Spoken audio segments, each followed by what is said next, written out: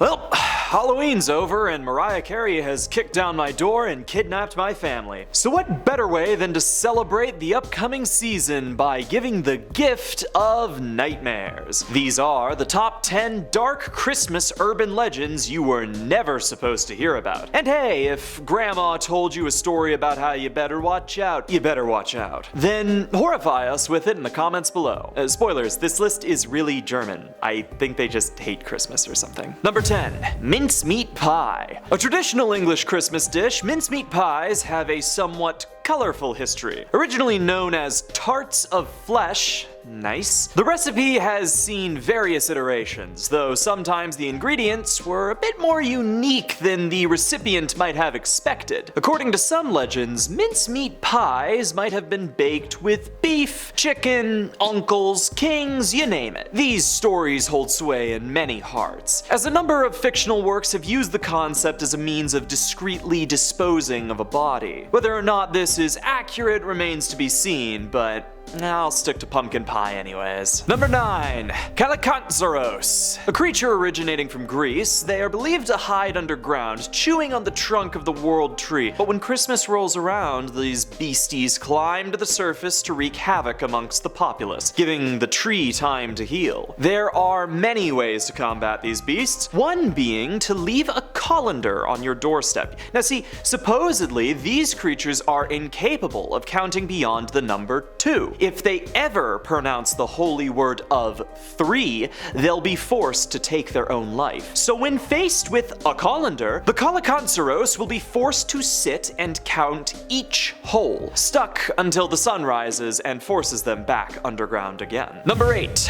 Belsnickel. One of the companions of St. Nicholas, the Belsnickel comes to us from Germany, and just like every word in the German language, he's violent and horrifying. According to the legends, this fur-clad figure stalks the night, armed with a switch in one hand and a bag of goodies in the other. If you weren't raised near a forest, a switch is a bundle of thin and soft branches you use to smack the ever-living badness out of anyone who's being a bit naughty. The legend wasn't landlocked Deutschland, and made its way with immigrants to Pennsylvania, Newfoundland, and Nova Scotia in the 1800s. A balance between benevolent and brutal, Belsnickel is not a legend to be brushed aside. Seriously, keep clear of this crowd. Number 7. The Yule Cat. Also known as Jólakötturinn, the Yule Cat is a massive creature that stalks the Icelandic countryside come winter. Though I'm pretty sure it's always winter there. I don't know, it's called Iceland, right? It'd be stupid to call it that if it wasn't covered in ice all the time, right? Anyways, this terrible tabby is the pet of another legend we'll get to, and supposedly has a taste for man flesh. Or at least that's what farmers would tell their workers to get their work done faster. Apparently, the legend goes that if your drip is particularly whack, the Yule Cat will go for you first. So workers that did well got better clothes. Number 6. Gryla. Another Icelandic creature, Gryla is a massive woman dressed as a beggar. She stalks the night, offering to take in anyone who's been naughty under her wing, promising to raise them as her own. This is, of course, a lie, as her favored food is the flesh of fools, a supply which legends claim never runs dry. Gryla is also the owner of the Yule Cat and the mother to the Yule Lads, a cast of 13 who engage in generally harmless games of trickery and mischief. To drive away this deceptive damsel, all one needs to do is scatter food or just, chase her away. That usually does the trick, but if there's someone in your family who's being a bit of a pest, well, it's an option, that's just all I'll say. Number 5. Knecht Ruprecht. Boss of the Belsnickel and companion of St. Nicholas, Knecht Ruprecht finds a way to be extremely worse than his switch-snapping brother. Where others bring gifts, Ruprecht is deeply religious, demanding whether or not anyone within his sight prays regularly. If they do, they are given nuts, apples, and other sweets, but if they don't, they are given garbage and switches for others to beat them with. And really, that's just so German. Even the punishments are delegated to other people. Number 4. Frau Frau Perkta. This fatal Frau has been around far longer than the saints and the schnickels. Perkta takes one of two forms, either appearing in white and unsullied cloth, or haggard and ruined shambles. Supposedly a shapeshifter, Perkta is said to have 1 foot larger than the other. As with all Christmas legends, she was a keeper of moral justice, though for some reason she was extremely against people weaving during the holidays. Either way, when